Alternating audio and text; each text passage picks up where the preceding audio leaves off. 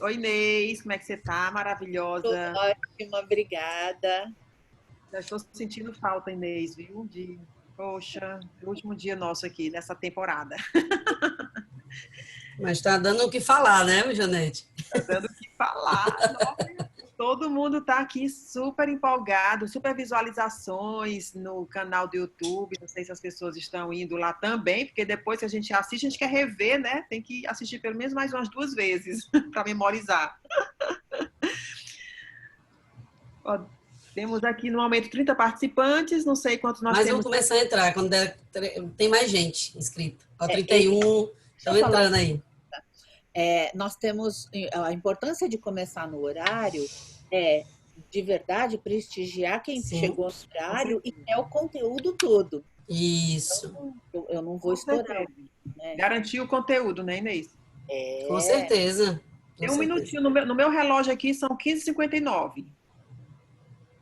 tá. Pode começar? É que Vamos a ideia começar. Que era aí a Inês tem conteúdo, né? apresentar e eu Tá, uso o tempo todo para o então conteúdo. vamos. Pessoal, para quem não me conhece, eu sou a Janete Bezerra, estou na atual presidência da ABRH Ceará.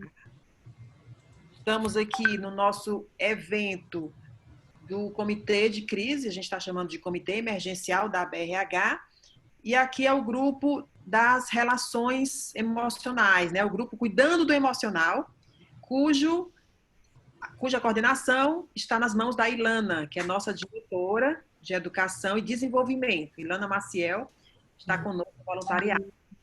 Então, Show. nós estamos muito felizes com a adesão das pessoas. A Inês tem trazido um conteúdo. Quem está acompanhando aqui sempre está vendo a qualidade inegável, não tem nem o que comentar aqui.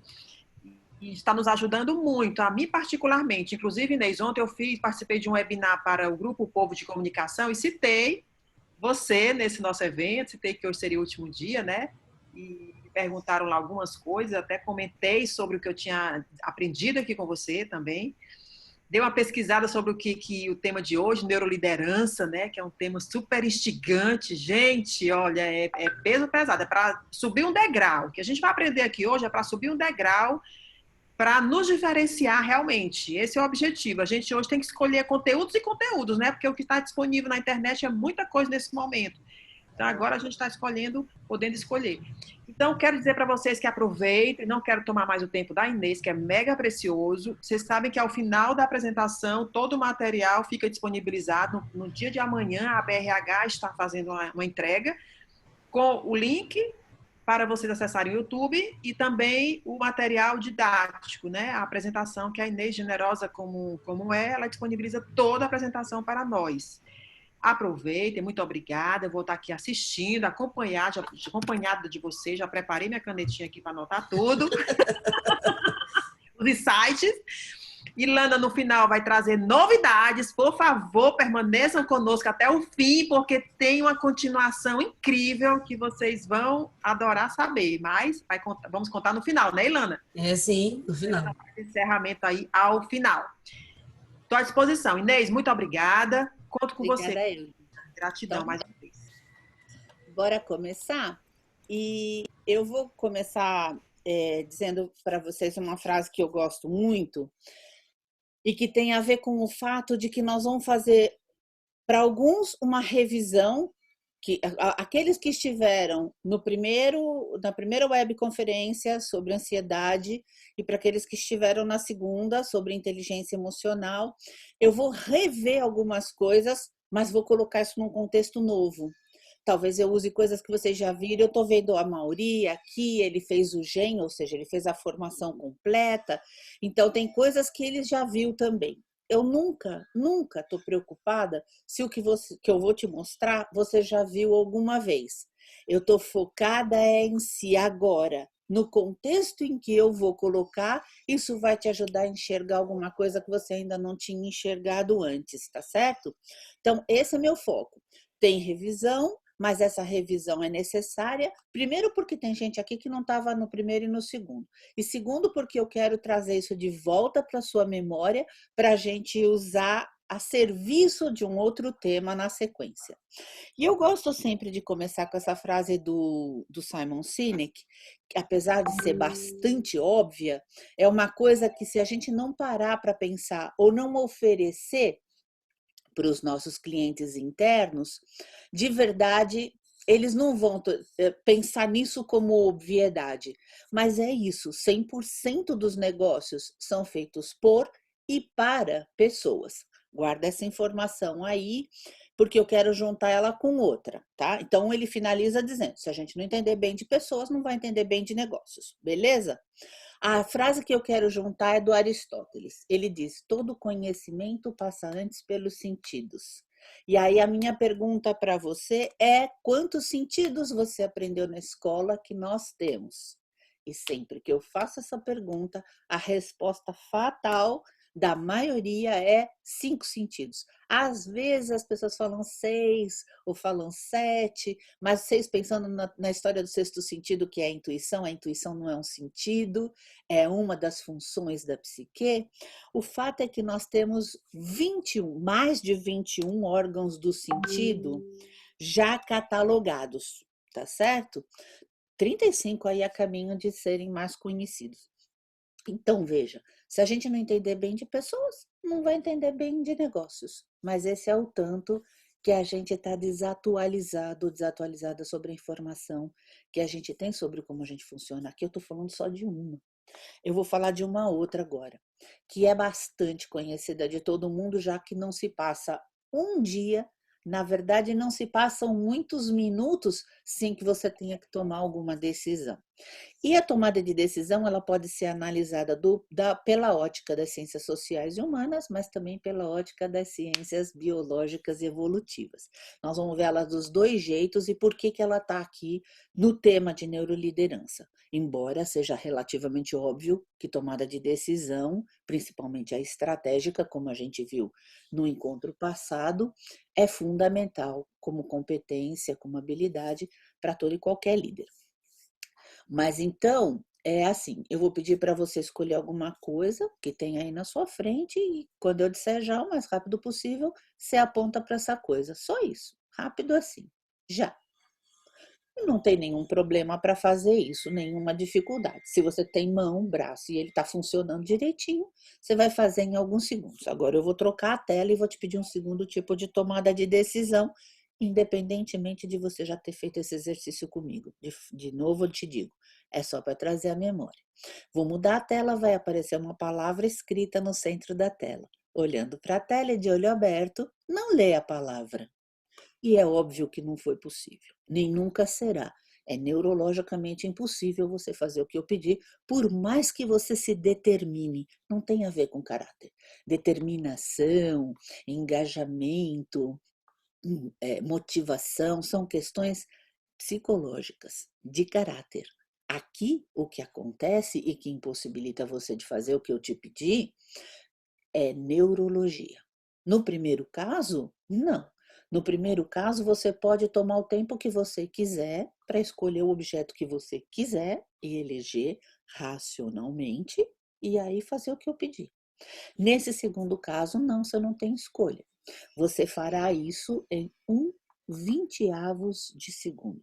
É muito pouco tempo. Então, veja, tem coisas na nossa experiência, na nossa neurologia, tem coisas que a gente pode fazer a hora que quiser, do jeito que quiser. Tem coisas que decididamente não é possível fazer. O Daniel Kahneman chamou esses dois momentos que a gente passou agora de pensamento rápido e devagar, ou lento, tá certo? Então, o que é o pensamento lento, né? Ou o pensamento top-down. Eu já vou mostrar por que ele chama de top-down e bottom-up. Pensamento lento é aquele primeiro em que você olha, pensa, escolhe, vai ser esse, não, eu acho que vai ser aquele outro. E às vezes no meio do caminho muda de ideia e aponta outra coisa. Esse é o lento, tá certo? Embora você faça muito rápido, não é em menos de 1/20 de segundo. E o pensamento rápido ou bottom-up é aquele que aí sim você faz em menos de 1/20 de segundo. Por que que ele chamou dessa forma? Estou te mostrando aí uma estrutura bastante simplificada. Nos encontros anteriores eu já expliquei que o cérebro tem mais de 180 áreas em cada hemisfério cerebral já mapeadas, embora a gente não saiba tudo que todas elas fazem, mas a gente já tem elas mapeadas e eu estou te mostrando só 3 grandes áreas, ou 3 grandes sistemas, tá certo? Mas isso é uma gentileza didática para quem está dando os primeiros passinhos dentro dessa conversa de neurociência aplicada a comportamento humano, beleza? Mas então veja só, essa área esverdeada aqui é a área que a gente chama de córtex, é a área mais nova do sistema. E você vê que está no topo, né? Da cabeça, top. Muito bem. Aí estão guardadas todas as informações e conhecimentos que você acumulou na vida. Então, tudo que você precisa para saber que aqui na tua frente tem um copo ou um celular e então apontar. E também se lembrar o que é direita, esquerda, frente, trás, cima, baixo, por aí vamos. Essa segunda azulada é o sistema límbico. Ela é a área onde a gente processa as nossas emoções e também a memória, tá certo? E essa última vermelhinha é o sistema troncoencefálico, a parte mais antiga, mais primitiva do sistema, e também de todas a mais automática, aquela na qual a gente não tem uma entrada ou um acesso consciente. Beleza? Ela é também conhecida como complexo reptiliano. A maioria dos neurocientistas não gosta desse termo porque ele não é nada acadêmico. Mas o fato é que a gente chama assim porque as respostas são como de qualquer réptil, que aliás tem esse sistema e que responde sem raciocinar. Muito bem. Isto posto, veja, o que é o pensamento top-down? É o que vem. Você vem primeiro aqui no córtex pré-frontal, para ser bem específica, cata as informações que você precisa e aí as áreas automatizadas vão lá e fazem o que elas têm que fazer. Você não sabe que circuitaria, que mecanismos o seu corpo usa para levantar o seu dedo e apontar uma coisa, mas ele faz. Você manda e ele faz. Então, esse é o sistema top-down ou lento, tá certo? O sistema bottom-up, ao contrário, pega tudo que já está automatizado e depois que fez em menos de 1/20 de segundo, você se dá conta. E já li. Não é só leitura, é tudo. A Universidade de Calton, ela descobriu que esse também é o tempo que a gente leva para julgar uma pessoa que a gente está conhecendo pela primeira vez na vida. E isso é muito importante. É importante porque a gente não julga a pessoa só pela aparência dela, mas também pelo estado em que ela está.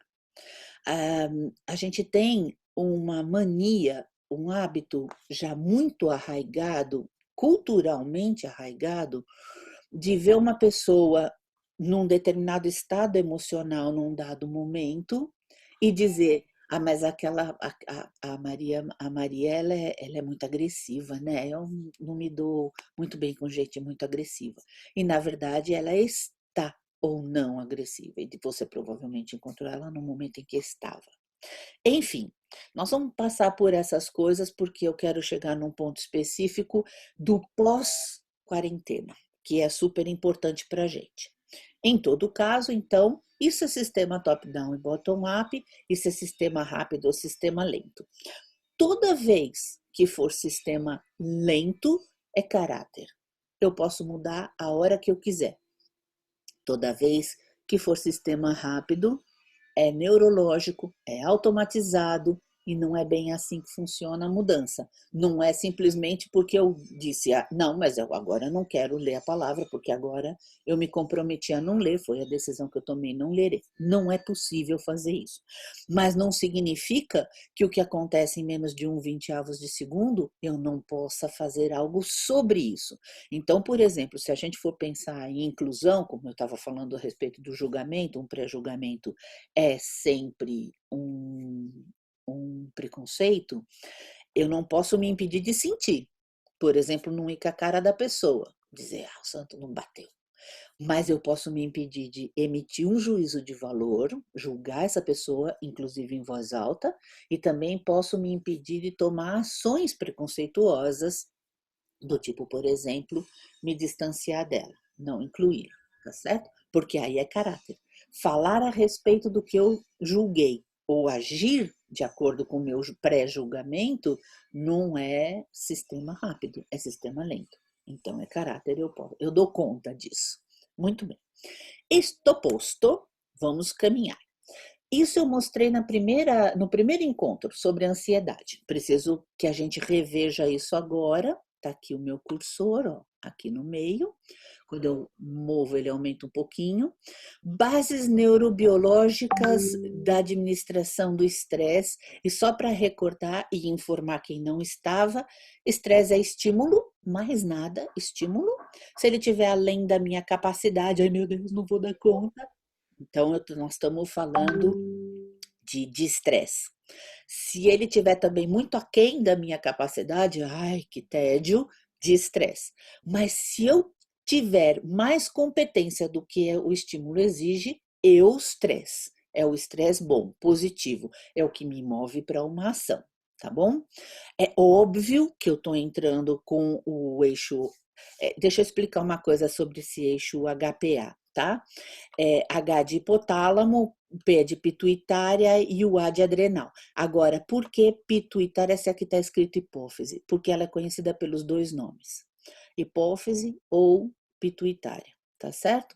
Mas então o eixo é mais conhecido como HPA. Esse eixo é o que aqui você recebe o estímulo, aí o sistema vai decidir se ele é eustresse ou se ele é distresse. Se ele for eustresse, então o sistema vai produzir toda a química que você precisa para dar conta do assunto. Se ele for identificado como distressante, então ele vai produzir química para você se proteger disso, para você dar conta do estado negativo em que você vai ficar por conta desse distresse. O que é fundamental entender aqui? A adenohipófise, ela vai produzir aquilo que dependerá da interpretação que eu fiz do estímulo que chegou. Então, para algumas pessoas, e eu me incluo entre essas pessoas, a quarentena de verdade é um presente. Eu estou numa espécie de bolha paradisíaca. Nós estamos na nossa chácara, a gente ama ficar aqui a maior parte do tempo. O que eu gosto mesmo é de enfiar a cara em livros, em estudos e trazer coisas novas para o meu trabalho, e eu estou podendo fazer isso demais.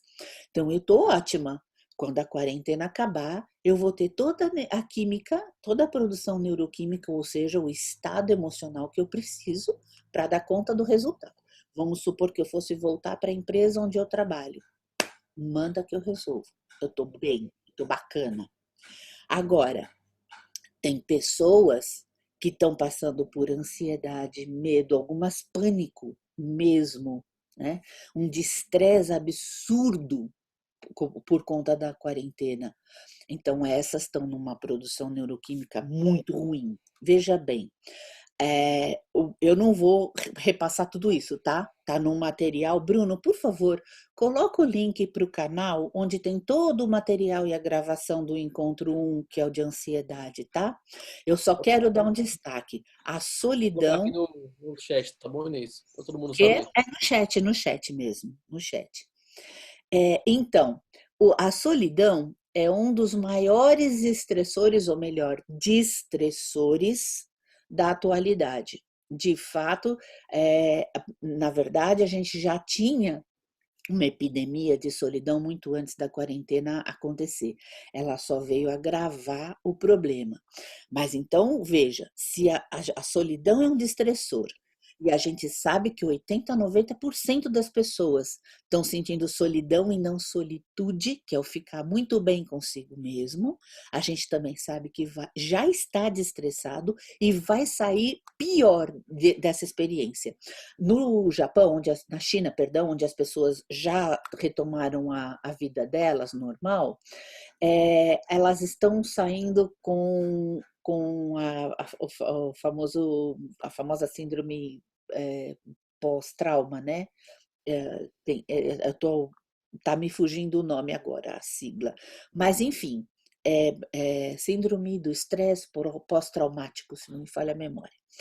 Elas estão saindo desse jeito, porque elas não sabem o que as aguarda e porque elas têm medo de que o problema aconteça de novo. Ou seja, as pessoas que durante a quarentena ficaram destressadas estão saindo sem competência para entregar no trabalho. E isso é óbvio que vai afetar e vai afetar grandemente a produtividade. Então, veja, o sistema neuroendócrino, ele é responsável pela digestão, é por isso que quando você sofre um estresse muito grande, você sente dor de estômago ou queimação no estômago, mas também pela alocação e gasto de energia.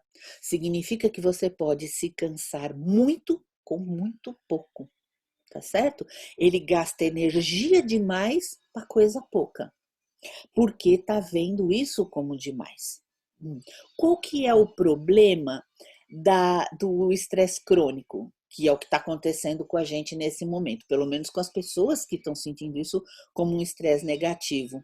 O problema é a disfunção e morte dos neurônios hipocampais. Qual é a responsabilidade? Memória, aprendizagem, navegação espacial e cognição flexível e comportamento social. Ou seja, as pessoas vão sair desta fase com falhas de memória, vão sair desta fase com problemas de aprendizagem, dificuldade para aprendizagem. Sabe aquele cara que fica perdidinho, não sabe se vai, se vem, se faz isso, se faz aquilo, totalmente desorientado e, obviamente, com dificuldade para tomada de decisão alternativa, né, para ter alternativas para fazer a mesma coisa e também para se relacionar. Tudo isto vai acontecer com todo mundo que agora, durante a quarentena, está se sentindo ansioso, está se sentindo com medo, está destressado pra caramba. Ou seja, cabe a nós cuidar de nós mesmos e aí eu vou te dizer, você precisa rever todo o primeiro encontro, porque eu não tenho condição de fazer toda a entrega que eu fiz lá sobre como a gente dá conta disso aqui. Certo? Primeiro cuida de si, sabe? Primeiro põe a máscara em você, depois você põe no outro, porque se você não tiver com o seu copo cheio, você não mata a sede nem tu, que dirá do outro. Agrave-se com isso uma outra condição neurológica, que é o fato de que dos 11 milhões de bits que a gente recebe de informação por minuto, ou perdão, por segundo, a gente só tem consciência de 40. Então, veja, você passa por um estresse muito forte, começa uma produção constante de cortisol. Cortisol mata neurônio hipocampal. Neurônio hipocampal é responsável por memória e aprendizagem. A gente já tem naturalmente essa condição de cada 11 milhões de bits por segundo que entra, só tenho consciência de 40. Imagina se o estresse começar a atacar os meus 40. Aí o bicho vai pegar e o bicho vai pegar feio, vai pegar grandão. Muito bem.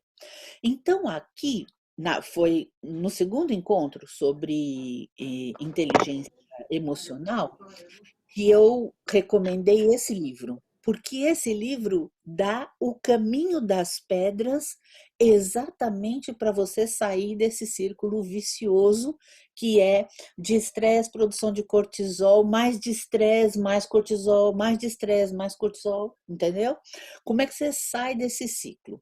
E ele é um livro muito gostoso de ler, acredite em mim. Aliás, o Bruno vai entregar para vocês o PDF dele agora, aí no chat. É só vocês fazerem o download, tá bom? O Bruno já pode colocar também o dossiê de neurobusiness da HSM, tá? Por favor. Na verdade, acho que é neuroliderança. Nem sei. Não, neurobusiness mesmo. Você pode colocar, porque esse dossiê tem um monte de informações que se entregam sozinha, a leitura se basta, você entendeu? Claro, se você tem uma pessoa como eu que domina o assunto, eu posso destrinchar e posso aprofundar o que está lá, mas o que está lá é suficiente para você se abastecer de informações bem bacanas. Então, uma outra revisão aqui, bem rápida, eu não vou me aprofundar como eu me aprofundei no encontro de inteligência emocional, tá? Serotonina é uma química muito boa. É uma química de bem-estar que deixa a gente fortalecido para enfrentar o que quer que venha pela frente, tá certo? Atitudes do tipo S fazem com que a gente produza serotonina. Só repetindo o que eu já falei lá, não são só essas, é do tipo, não são estas específicas que eu estou mostrando aqui. É as deste tipo, levando em consideração, como eu disse lá, que o silêncio não pode ser aquele silêncio de quem brigou com a gente e deu uma gelada, sabe? Tem que ser aquele silêncio confortável, gostoso, em que você está em paz com você mesmo, com você mesmo. Assim como as condutas do tipo R levam à produção de cortisol. Então, rancor, reprovação, repressão, resistência, ressentimento, raiva. E mais o que eu já falei, porque aqui de novo a gentileza didática para te ajudar a memorizar cortisol, por isso usando o R em volta, mas são desse tipo. E relembrando de inteligência emocional, as condutas do tipo S produzem atitudes do tipo A, que são as atitudes que a gente precisa para dar conta quando passar por esse momento e voltar e retomar as atividades. Elas são importantes já também, essa aqui é a verdade. E as condutas do tipo R produzem atitudes do tipo D, depressão, desânimo, cortisol, cortisol, cortisol, cortisol, pior estado possível. Veja, o cortisol não é uma química ruim. Na dosagem certa, no momento certo, é fundamental. O teu organismo e o meu, o nosso, não produz nada que não seja essencial para a nossa vida. O problema é a produção constante, continuada. É aí que o bicho pega de fato, tá certo? Muito bem. Agora, vamos pensar junto aqui. Nós temos um número muito grande de pessoas desacompanhadas, passando por ansiedade, depressão até, e medo, e pânico, e estresse. Isso é fato, tá certo? A gente já tinha, por conta da epidemia de solidão, calcule agora com a quarentena. Essas pessoas vão voltar num estado muito, mas muito aquém, em termos de entrega de competência, do que elas estavam antes de tudo acontecer, antes da crise, como a gente está chamando. Agora eu preciso te trazer uma informação nova a respeito de dor, de como o cérebro processa a dor. Em 2003, um estudo deu conta de que a gente processa tanto a dor física quanto a dor social nas mesmas regiões do cérebro. Dor física, você sabe o que é. Por exemplo, você levar um tapa na cara, dói, é dor física. Você fraturar um joelho, é dor física, tá certo? A dor social é a dor da rejeição, da humilhação, da discriminação, da injustiça, da traição, da exclusão. Isso é dor social. Então, por exemplo, você não tem em home office só pessoas sem hierarquia nenhuma, tipo linha de frente. Você tem gestores também. Esses mesmos gestores são pessoas. Essas pessoas também estão passando por ansiedade e ou depressão e ou de estresse. Também. Elas também vão sair com mais dificuldade para estabelecer relacionamentos sociais. Lembra? Cortisol, ele é responsável também por comportamentos sociais. Também vão sair assim. Se eu já saio para falar que o pavio é curto, tem que ter pavio. A tendência é eles saírem, os gestores, desse período de crise, sem pavio nenhum. Pior que curto, tá certo? Consequentemente, a tendência a não ter paciência com quem vai chegar, sem conseguir entregar a mesma competência que entregava antes da quarentena, é gigantesca. A tendência a dizer coisas de uma forma que provoque dor social é enorme. Se eles não forem alertados para o fato, param. Mesmo alertados, eles podem deixar escapar. Então, cabe a nós, como pessoas de recurso, avisar. Deixa eu te contar, é a mesma intensidade, é nas mesmas áreas. Então, se você fizer uma crítica através da qual a pessoa se sinta humilhada, injustiçada, diminuída, ela vai sentir a mesma dor que ela sentiria se você estivesse dando um tapa na cara dela. Ou se ela estivesse tendo uma fratura exposta. Só que aqui tem agravante. Eu não sei se vocês conhecem essa música da Kel Smith, mas mesmo quem conhece, eu vou trazer de volta para a memória. Escuta. É que a gente quer crescer e quando cresce quer voltar do início, porque um joelho ralado dói bem menos que um coração partido. A frase que eu quero trabalhar é exatamente essa, porque um joelho ralado dói bem menos que um coração partido. A gente já viu que as áreas são as mesmas e a intensidade de ativação no cérebro de dor é a mesma. É a mesma para a dor social, é a mesma para... Então, veja, é a mesma para o coração partido e é a mesma para o joelho ralado. Isso falando neurologicamente. Mas falando psicologicamente, ela tem razão. De verdade, o coração partido, que é a dor social, dói por mais tempo. E eu vou te explicar por quê. O nosso cérebro é o órgão de longe mais econômico do corpo humano. Ele não gasta energia à toa, ele não tem onde armazenar, então ele não gasta à toa, tá certo? O que significa que ele só usa para o necessário quando necessário. Então, vamos supor que eu bata o joelho no chão e rompa um ligamento. Vai doer e vai doer muito, função da dor. Me avisar que tem alguma coisa errada aqui e que eu preciso ir consertar. Aí eu vou pro médico.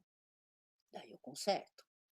Beleza. Mesmo depois que eu arrumar, vai doer um tempinho, porque ele ainda está se recuperando, então está frágil. Qual é a função dessa dor? Um pouco menor. É fazer com que eu evite de bater ele, porque ele ainda está frágil. Beleza. É isso. Oi. Estão reclamando aqui pelo chat que o som tá muito baixo. Você consegue melhorar aí sua voz? Vamos ver. Eu vou colocar o fone e a gente vê se melhora. Pera lá.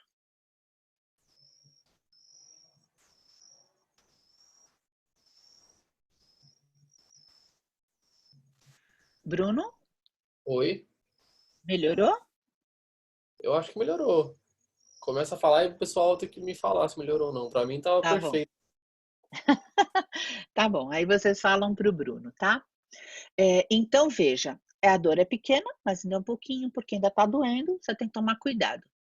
No momento em que isso curar, aí você não vai mais sentir essa dor. Você vai lembrar que machucou o joelho, mas não consegue sentir a dor de novo.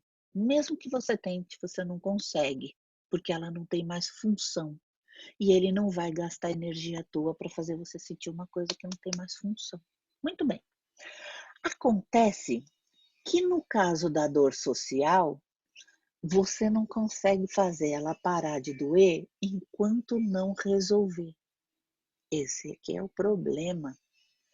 Enquanto você não for para uma terapia e não der conta disso, ou resolver por conta própria, sentar com a pessoa e conversar. Se, por exemplo, ela for continuada, se existe algum processo que esteja acontecendo e que recorrentemente as ações baseadas nesse processo eu entenda como uma injustiça dirigida a mim, essa dor está continuada. É como se eu estivesse tomando um tapa na cara por dia. É como se eu estivesse quebrando o joelho, fraturando a perna todo dia. E o que é pior, não importa se acabou de acontecer ou se aconteceu no mês passado. O fato é que no momento em que eu me lembro, volta a doer igual.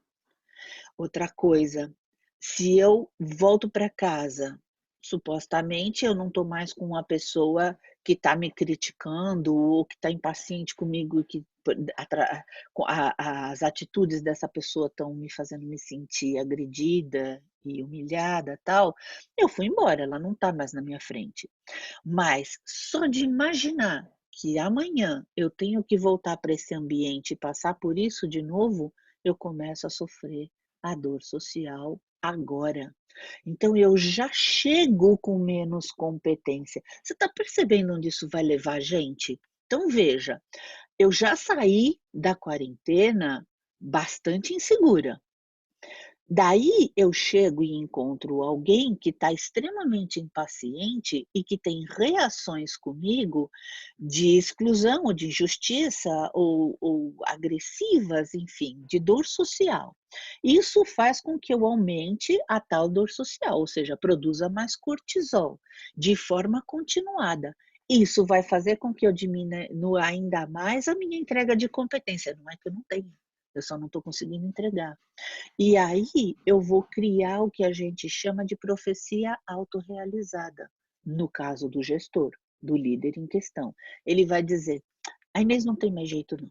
Já tentei de tudo, ela não responde, ela não entrega, ela não acerta, só erra, erra, erra. Bom, e eu vou ficar falando isso para os outros que vão falar para a Inês, vou falar para a Inês vai reduzir entrega de competência e vai confirmar a percepção, na verdade torta, desse gestor. Para isso, vocês vão ver no dossiê da HSM, de Neurobusiness, que o Bruno mandou no chat, vocês vão ver o David Rock, ele quem criou o modelo SCARF, né? SCARF é uma sigla em inglês, então status, certainty, status mesmo em português, certainty, de certeza, autonomia, relações sociais e fairness, que é justiça. Então, começando pelo S de status. Nós somos pessoas que precisam mesmo muito se sentir tão importante quanto os outros que fazem parte do mesmo ecossistema. Isso é muito importante para a gente. Então, essa história de que se tá bom não faz mais que obrigação é de uma burrice gigantesca e também extremamente improdutiva. Eu preciso, sim, ouvir de você, meu gestor, que eu sou importante, que eu faço a diferença, que eu valho a pena, que eu valho o que eu custo para essa equipe, para esse time. Eu preciso me sentir tão importante quanto os outros, tá certo? Em termos de certeza, o cérebro é uma maquininha de ficar prevendo o futuro. Quanto mais incerto ele é, mais errático é o meu comportamento. Quanto menos seguranças e certezas eu tenho no ambiente em que eu estou, mais eu funciono por tentativa e erro. Mais erro do que tentativa, tá certo? Então, essa é uma outra questão. Às vezes, a gente não vai poder mesmo garantir certeza nenhuma para quem trabalha com a gente. Ponto final. Ninguém, por exemplo, nesse exato momento, quem é que sabe como o mundo vai funcionar depois que tudo isso passar? Ninguém sabe. Às vezes, a única certeza que eu preciso do meu líder é que ele me diga: mas o fato é que eu confio em você, Inês, e a gente vai enfrentar isso juntos. Só isso, tá certo? Autonomia independe de grau de hierarquia. Eu posso ser uma estagiária recém-contratada. Eu preciso que você me diga o que você espera de mim e me deixe decidir como eu vou fazer isso. Aí eu sinto que eu tenho autonomia. Quanto mais eu te digo como fazer cada coisinha, menor ou zero a minha autonomia, então menos eu sinto que você confia em mim. E ocitocina, a gente já falou dela, no encontro passado de inteligência emocional, que é o hormônio da confiança, não é produzido, não sinto vínculo de confiança com você, então também não entrego confiança. E também não arrisco, eu só entrego aquilo que for vital, essencial. Depois, relações sociais. Na verdade, é biológica a nossa necessidade de pertencer a um grupo. Foi assim que a gente se tornou o animal mais do topo da cadeia alimentar, né? Na, na história de toda a vida na Terra. A Inês, gente está no. Oi? a Lorena está perguntando aqui se mais autonomia está relacionado também ao nível de maturidade. Então, sim e não. Deixa eu explicar. É óbvio que sim, porque o gestor tem que escolher o que vai entregar para essa pessoa que ainda não tem tanta maturidade. A questão é que quando ele escolher o que entregar, ali ele tem que dar autonomia, entende? Se eu disser para uma pessoa que a quem eu atribuo baixa maturidade, se eu disser para ela, eu preciso que este objeto chegue até o João, isso tem que ser suficiente. Eu não posso dizer como eu quero que essa pessoa faça isso. Então, eu vou escolher por autonomia o que entregar, não o como. O como tem que ser autônomo. Eu acho que a resposta óbvia para isso é não entregue nada, nenhuma tarefa que exija mais maturidade do que você percebe que a pessoa tem. Tá certo? Bom, então, em termos de relações sociais, eu tenho que sentir segurança, eu tenho que sentir que eu pertenço. Isso é extremamente importante, talvez de tudo que está aqui, a coisa mais importante. E, finalmente, justiça, mas aqui no âmbito de justiça, na verdade, a gente tem 3 componentes. Justiça é aquele negócio mesmo, eu recebo de forma justa por aquilo que eu entrego. E se eu faço o mesmo que outro ser humano, o que eu recebo é justo, é o mesmo que esse outro ser humano recebe, aí a gente vai ter que entrar na questão da equidade de gênero, cada empresa tem lá sua política, de um modo geral, as mulheres ganham mesmo 30% a menos para fazer a mesma coisa. Mas aí a gente já abre para a área de diversidade e inclusão e o assunto fica maior. Vamos deixar assim por enquanto. Agora, expectativas claras, né? O gestor deixa claro o que ele espera de mim. O que eu quero comentar de mais importante aqui é a questão da transparência. Porque, assim, nós vivemos em organizações que não permitem transparência, nem média, que dirá total. Então, você faz uma reunião com o seu gestor, se você também é um gestor, você também tem um gestor, e obviamente você não pode transferir para a sua equipe tudo o que você ouviu na reunião. Aliás, tem mais assunto sigiloso do que assunto compartilhável. Qual que é o problema aqui? O problema é que, se o que você não pode compartilhar é uma informação que te produziu preocupação, quando você voltar, tanto por microexpressões, quanto pelo fato de que, vamos supor que você saiu preocupado, ou preocupada da reunião, ou seja, você está com medo de para onde a coisa vai, tá ok? Bom, o medo é uma emoção. Ele vai começar, o teu sistema vai começar uma produção neuroquímica. Aqui vai ter cortisol, aqui vai ter adrenalina. Essa química corre pelo seu corpo e exala cheiro pelos seus poros. Então, quando a gente fala isso aqui não está me cheirando bem, nem de longe é uma figura de linguagem, sabia? É o teu sistema nervoso expressando exatamente o que ele está capturando nos 11 milhões de bits. Você só não tem consciência de que você está mesmo sentindo cheiro de medo, mas você está. Os animais têm consciência, eles sabem. A gente perdeu essa capacidade. Eu não estou dizendo que você tenha que sair de uma reunião tão importante quanto será, se você for um gestor ou gestora, quanto será as reuniões que você vai fazer daqui até o final da crise, contando tudo o que aconteceu, se você não foi autorizado a contar. Não é isso. Mas é importante que você realmente seja honesto ou honesta com a sua equipe e diga para as pessoas, ok, a gente está mesmo preocupado com algumas coisas. mas é porque de verdade a gente ainda não tem informação suficiente. Mas a gente acredita que vai dar conta e a gente acredita no pessoal que a gente tem, nos talentos que a gente tem. Isto, via de regra, já vai explicar as tuas expressões e o cheiro de medo que o povo vai sentir, e ao mesmo tempo já vai entregar a ocitocina necessária, a gente confia na equipe, portanto confia em você, necessária para a pessoa atravessar por esse período, por essa fase. O fato é que aquele cérebro que eu te falei que é extremamente econômico, ele vai gastar para o que for vital. Vital para o cérebro é sobrevivência e pertencimento.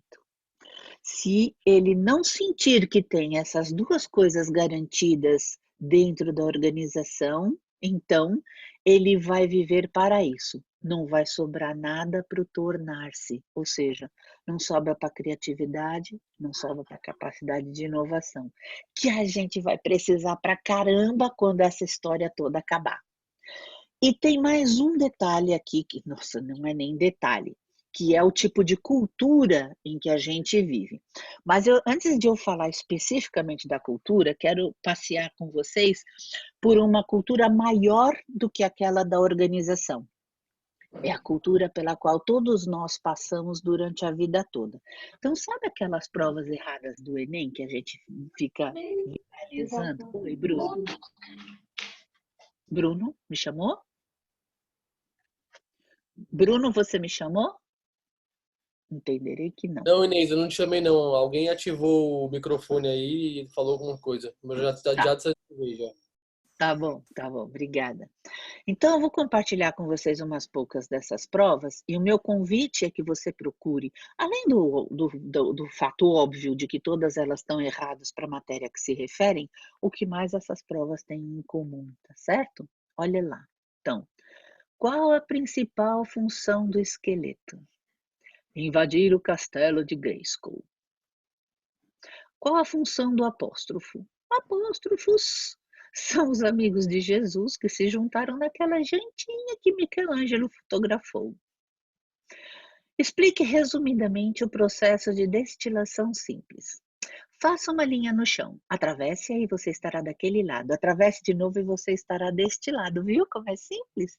E a correção da professora em caneta vermelha, indignada, é assim que você encara as aulas de ciências? Como formas de fazer piada? Você está confundindo as coisas, já está na hora de levar a escola a sério. Vamos para a próxima, encontre o X. Ele está aqui, que beleza. E se você acha que é só no Brasil, ó, essa prova é em inglês. Para o Peter, expand. Ele expandiu, expandiu, expandiu. E quando não cabia mais, ele botou um etc. E da mesma forma, a professora, de forma sarcástica e irônica, em vermelho, very funny, Peter. Tipo, só faltou escrever só que não, né? Muito bem. Então, veja, criatividade, ousadia, iniciativa e humor, além de senso de humor. Além do fato destas provas estarem erradas para a matéria que se referem, elas têm tudo isso em comum. De fato, as corretas estão mofando em alguma pasta de algum arquivo. Essas viralizaram, essas ficaram famosas. Eu estou falando agora que professores e gestores têm que ficar dando certo para aquilo que está errado, obviamente errado. A questão é que nós não temos cultura de validação dos aspectos positivos de uma coisa que acontece, só dos negativos, o tal do viés de negatividade. Tá certo? Nenhuma professora dessas que eu mostrei para vocês e de quase 99% das provas que eu fui acumulando, que são desse tipo, validou a condição do aluno nesse sentido, entendem? Então, veja, o que é mesmo muito importante entender aqui? No futuro, essas crianças precisam muito mais dessa criatividade, dessa ousadia, dessa iniciativa, desse humor, senso de humor e humor, do que da resposta certa na prova, entendem? Isso sim é fundamental. Aqui nós temos um caso diferente. Depois vocês leem lá.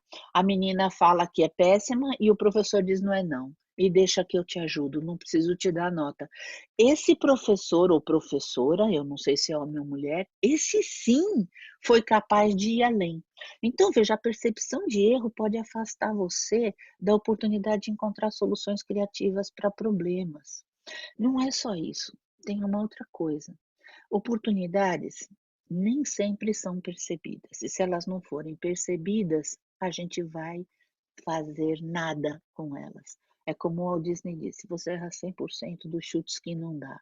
Então, veja, nós temos exame e avaliação. Condições do exame. Por exemplo, você termina a prova, fala para a professora que esqueceu uma questão, uma resposta na 3, e pede para ela se você pode pegar a prova de volta 5 minutos depois de entregar. Ela responde não, não pode. Você tira uma nota baixa, estuda pra caramba, volta, tira uma nota alta. Por exemplo, 2 na primeira, 10 na segunda. Ela soma, divide por 2 e você vai com 6 no boletim, não é?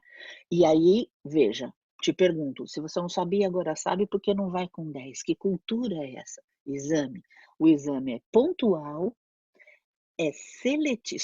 Pontual quer dizer só interessa o que está acontecendo aqui agora, tá? Então, o seu saber, 5 minutos depois, não interessa, não importa mais. Ele é seletivo, esse sim, esse não, e ele é classificatório, aprova ou reprova. Por exemplo, se a vida inteira você for CDF, mas no vestibular, porque você não está bem do estômago, você tirar nota baixa, você está reprovado. Uma vida inteira de saber não faz a menor diferença. A gente arrasta esse modelo para a vida. Oi, Bruno. O Alexandre perguntou aqui se isso pode ser o efeito Pigmalion. E falou que caso sim, qual o efeito Não, cerebral pode impulsionar performance? não. Mas a gente fala de vieses em outra oportunidade, tá? Mas não é. Esse não é efeito sub. Isso é cultura mesmo. É maior. Quando a gente fala de viés, é uma questão pontual, ela acontece uma vez. Nesse caso é padrão, não é viés, beleza? Mas então, essa cultura desumaniza o erro e a gente vê isso nos nossos ditados mais comuns. Pau que nasce torto morre torto, filho de peixe, peixinho é, de pequenino que se torce pepino.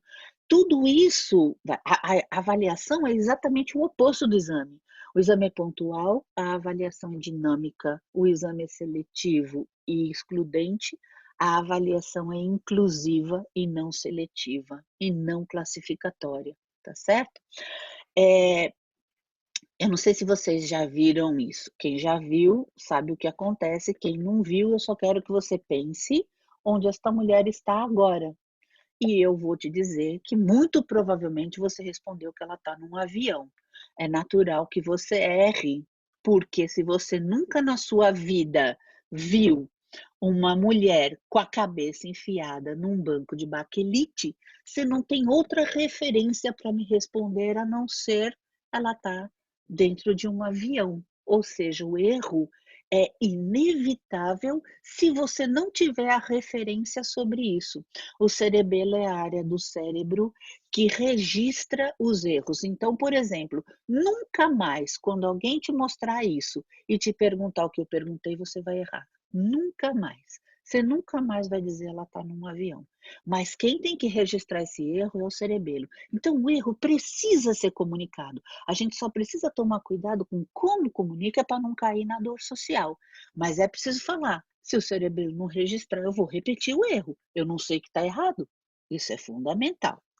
Aí, só para a gente já caminhar para o final, a gente precisa mudar esse mindset. E esse mindset tem a ver com como a gente percebe crises, tá certo? Deixa eu te explicar uma coisa sobre crise. A crise funciona da seguinte forma: eu tenho um objetivo, um desejo. Para que esse desejo se realize, eu preciso de uma estrutura, não é mesmo? Então, por exemplo, uma ideia de casamento. Eu preciso achar uma pessoa, eu preciso que ela me aceite, namorar, eu preciso marcar a data, dar um trabalho danado, organizar tudo para que o casamento se resolva. Ideia casamento, achei a pessoa, criei a estrutura, casei. Eu tenho aqui um período de paz. Acontece que a ideia caminha, tá certo? E aí o que que eu tenho? Uma nova ideia sem estrutura e uma estrutura que não serve para mais nada. Isso para o nosso cérebro é crise. Então eu preciso desconstruir isto aqui e reconstruir aqui para voltar a ter um novo momento de paz. Veja, a ideia sempre vai caminhar. Se você pegar uma folha na mão viva, verdinha, como está essa da esquerda, e fechar a mão, quando você abrir de novo, ela volta ao que ela era. Muda e volta. Se você pegar da extrema direita, que é uma folha morta, e fechar a mão, ela esfarela. Só na morte não existe mudança. Então, só na morte não existe crise. Entende? Quando a gente olha para a crise desta forma, entende que isso é uma condição de se estar vivo. Não tem como ser diferente. A crise é eterna, é sinal de que a gente está vivo.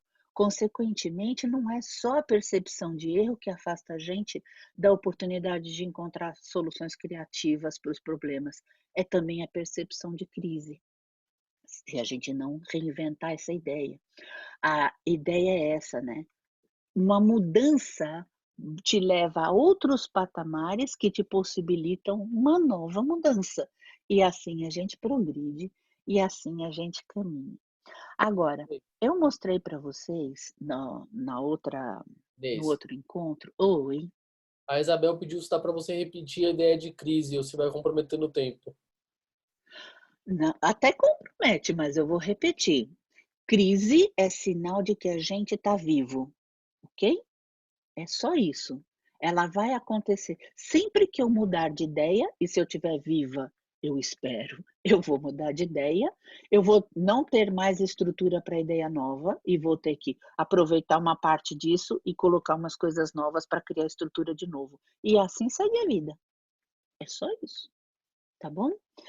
No encontro passado eu falei desses 3 neurotransmissores e existe uma forma, e é assim que eu quero finalizar com vocês nesses 5 minutinhos que a gente tem aqui,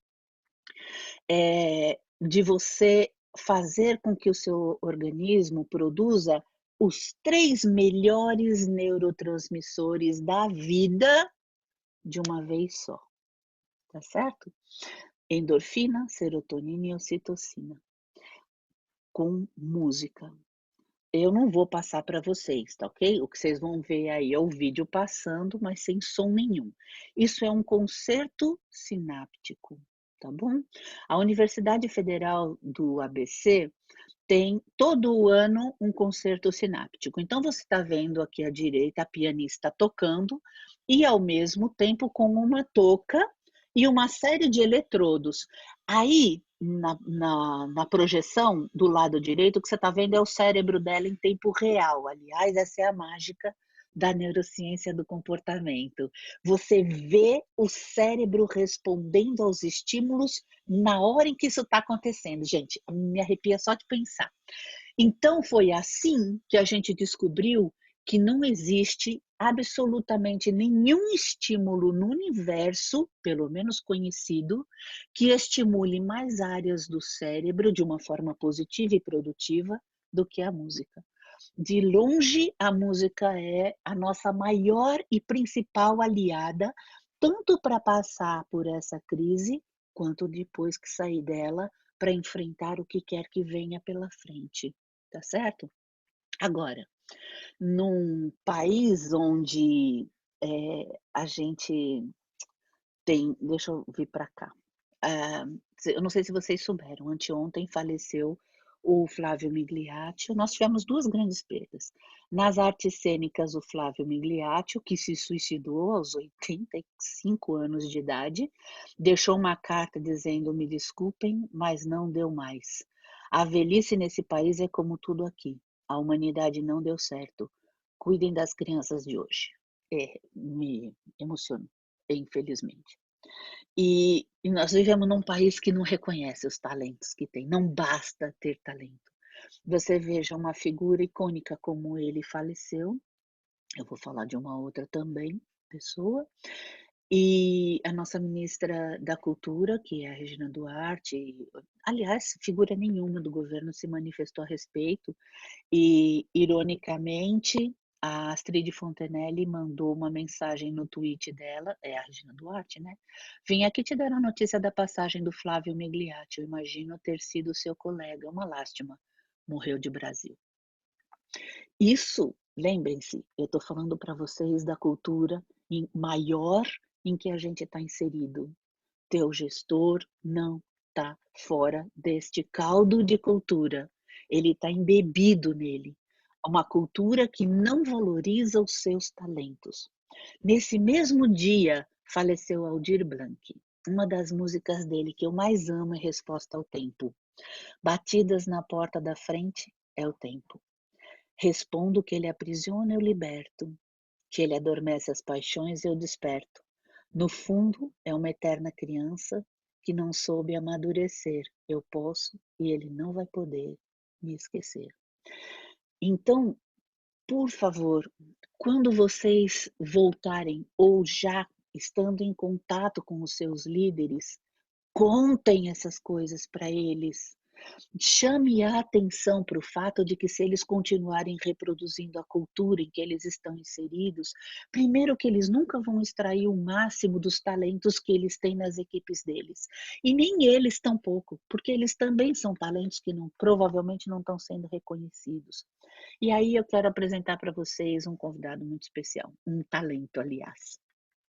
Se você, como eu, é sessentão ou sessentona... Oi, Bruno. Antes de você apresentar, o Alexandre perguntou se, na sua visão, música ambiente na empresa é importante. Claro que eu acho. Opa! Porque eu não acabei de dizer. Agora, tem que tomar cuidado com qual, tá? Existem 5 classificações musicais, cada classificação produz um estado, e tem um que é ultra antiproducente. Um não, 2. Mas não é o fórum aqui agora, a gente teria que estar falando sobre neuromúsica, tá? E principalmente aplicada a comportamento. Hoje não consigo. Então, sim, é importante, não é qualquer música, beleza?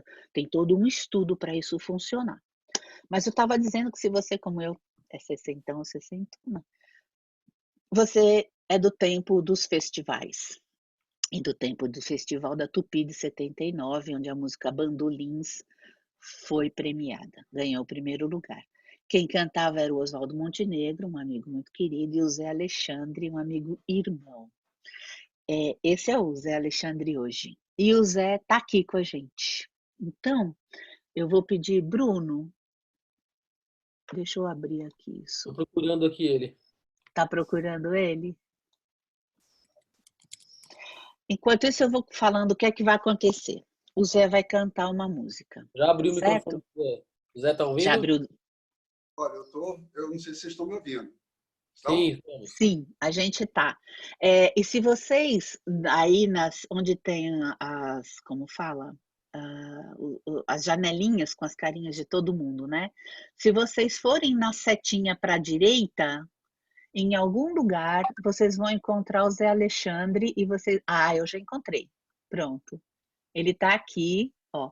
E vocês vão conseguir ver o Zé tocando ao vivo pra gente. Eu vou pedir que vocês também prestem atenção na letra, tá certo? Eu vou ficar mostrando a letra e vou destacar as partes que eu quero comentar e com as quais eu quero encerrar a nossa conversa enquanto o Zé canta, tá bom? Então, Zé, quando você quiser, meu querido. A canção que eu vou cantar chama-se Cara ou Coroa, minha e do Luciano Tel.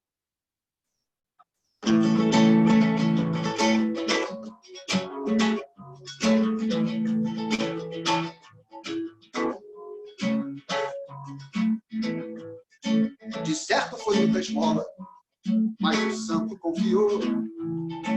Viola embola o verso desse moço cantador. Aconteça o que acontecer, vou pagando preço, vou pagando pra ver. Você diz, meu amigo, que destino é ferro, é fogo, mas só vira essa partida quem aceita entrar no jogo. Aconteça o que acontecer,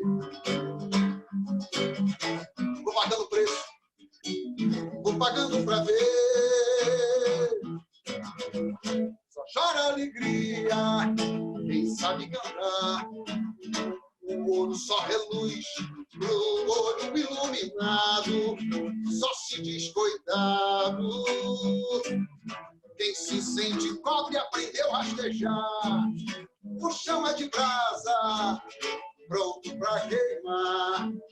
Então eu lhe falo da fé que tem asas, que te cega o medo e revela o segredo de como voar. O chão é de brasa, pronto pra queimar. Então eu lhe falo da fé que tem asas, é caro coroa. Tá na cara que a sorte quer me coroar.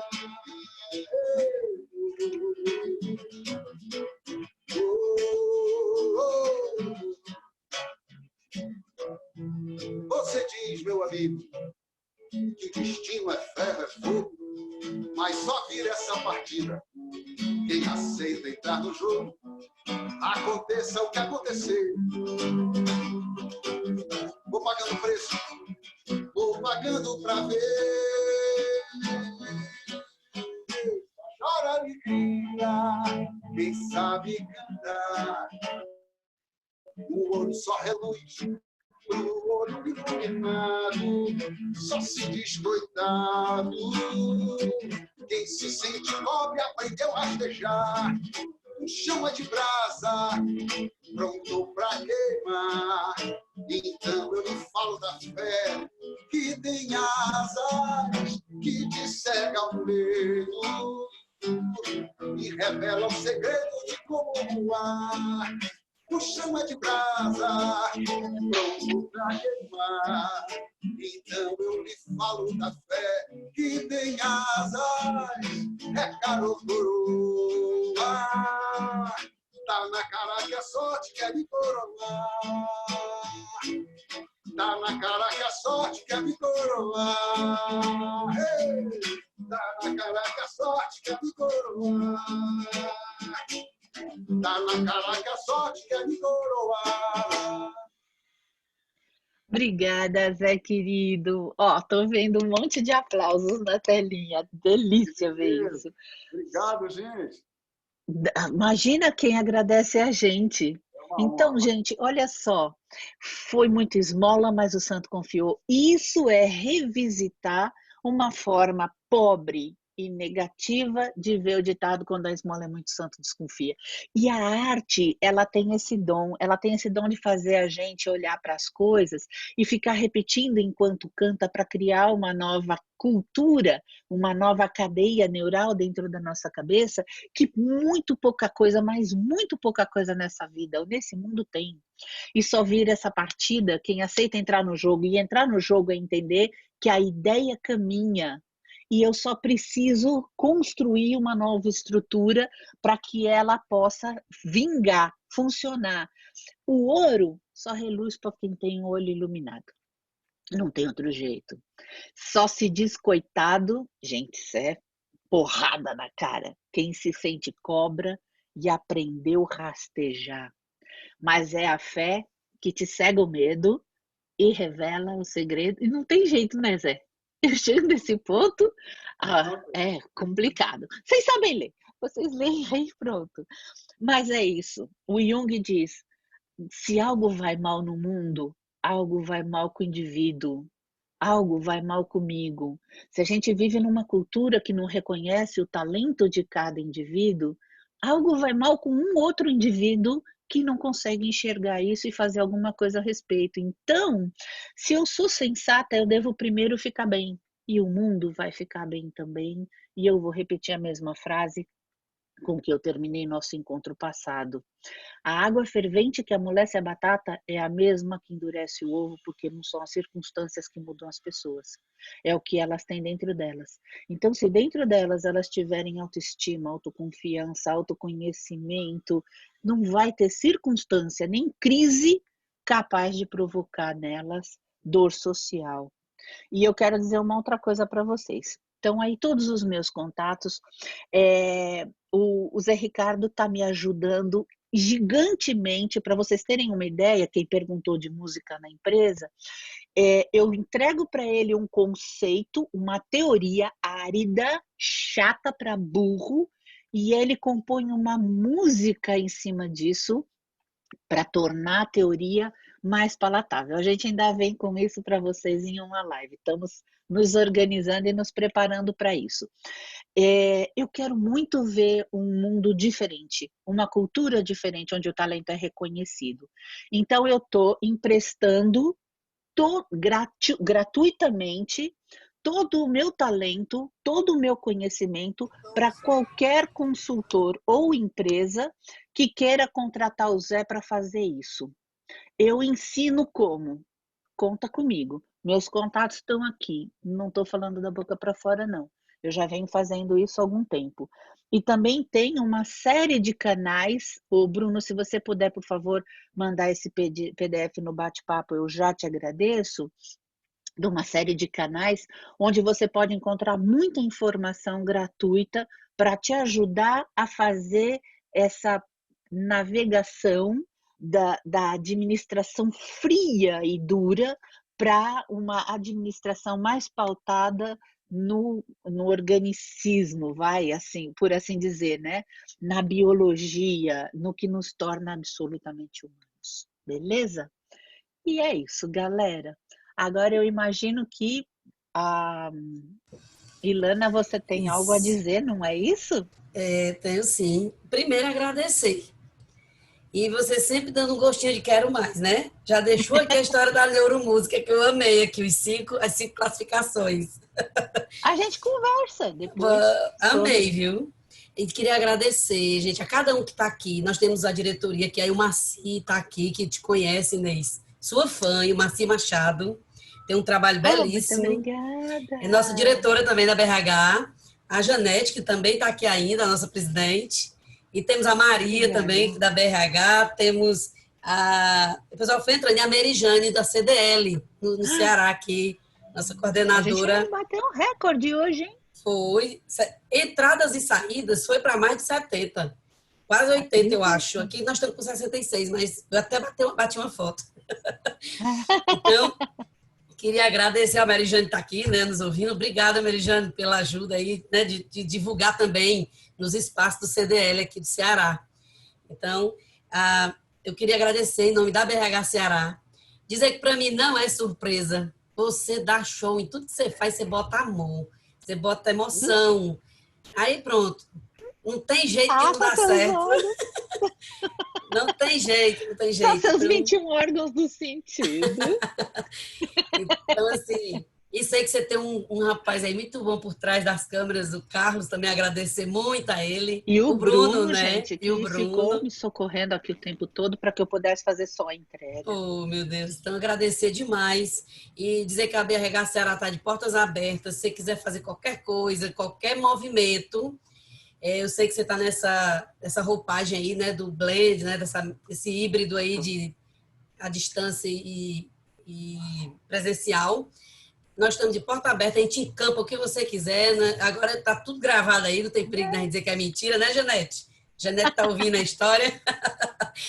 E agradecer. E convidar quem está aqui com a gente a também dar continuidade. Essa ação faz parte de um movimento que a gente está buscando ajudar os profissionais de RH, das empresas. A gente botou RH porque a BRH representa os RHs.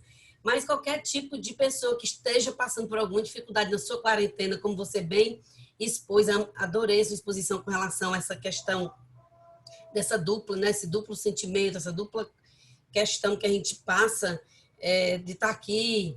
Tanto a gente pode ir de estressor, como pode ser, né? Pode se dar bem, aproveitar isso, mas também pode não dar. Então, a gente fez uma pesquisa e esse nosso terceiro encontro já marca um passo de ajudar esse associado às pessoas, aos profissionais, a trabalhar um pouco essa questão emocional, entender como é que acontece isso e o que é que eu posso fazer para viver melhor.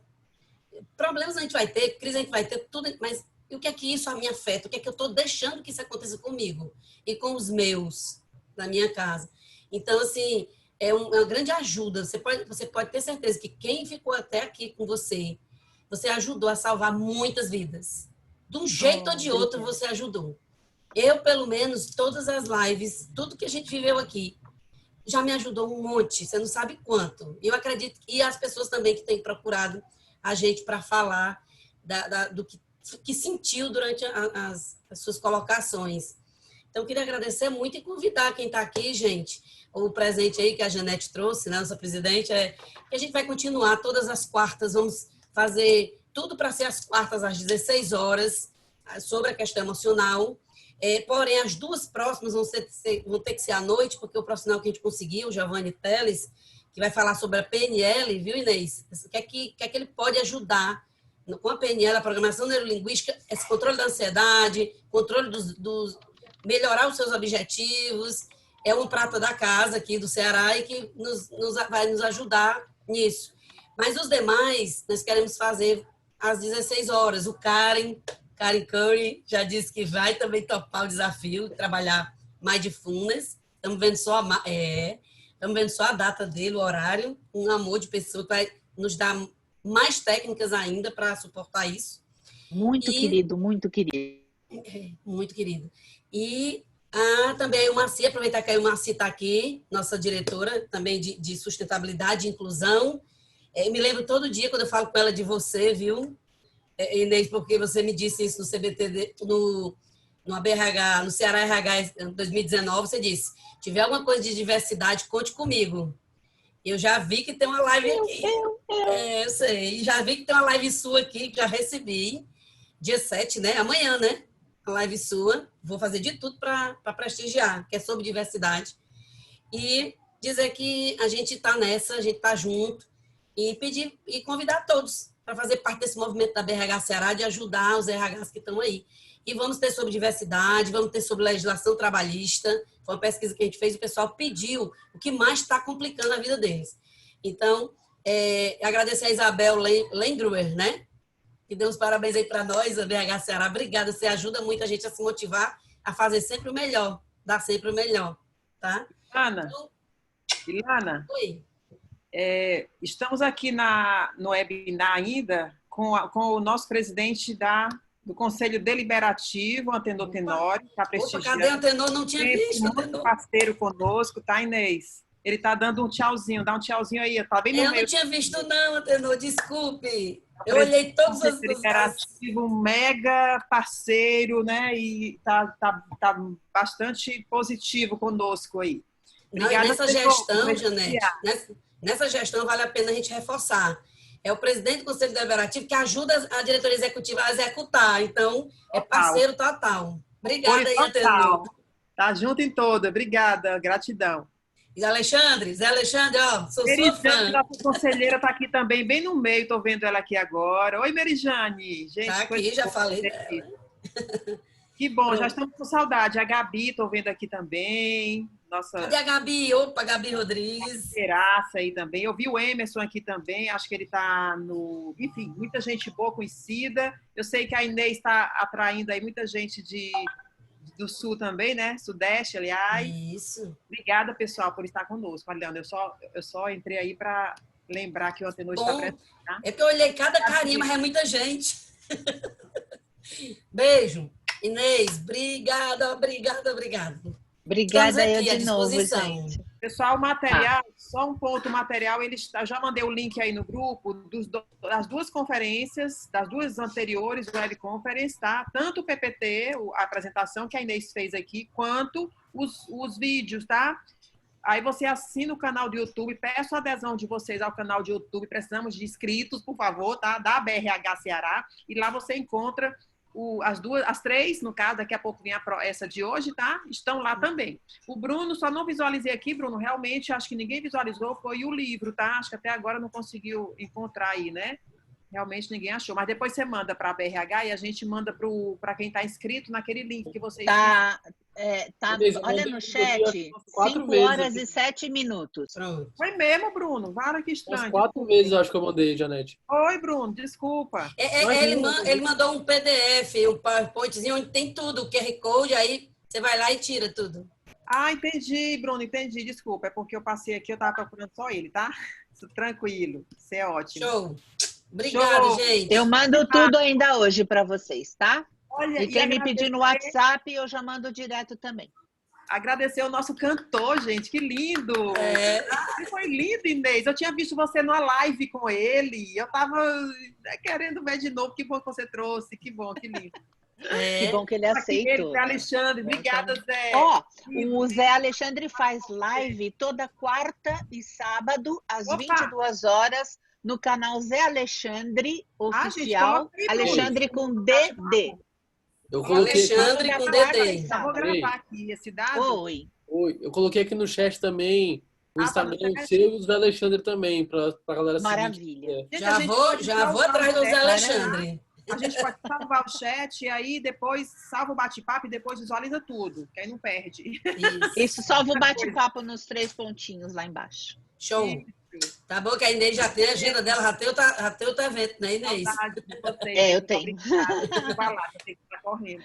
Tchau, obrigada, gente. Obrigada. Beijo enorme para vocês e bom Beijo. finalzinho de quarta.